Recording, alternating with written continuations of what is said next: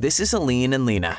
The two powder enthusiasts spontaneously kidnapped the new Sunlight 4x4 adventure van and got on the way to Kaunertal. Let's see what their trip has in store for them.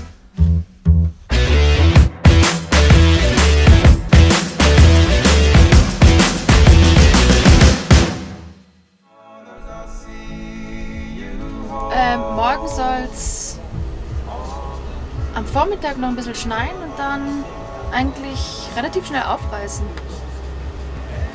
Es bleibt kalt, ich glaube der Schnee bleibt dann auch. Wenn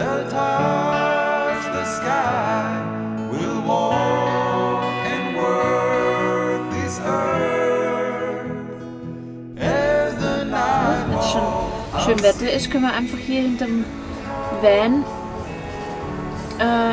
mit den Powersurfern einfach mal ein bisschen hochlaufen und probieren, ne?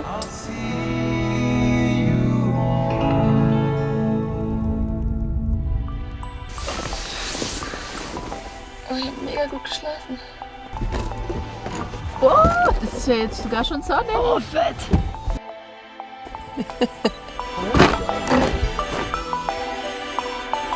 Voll viel Schnee.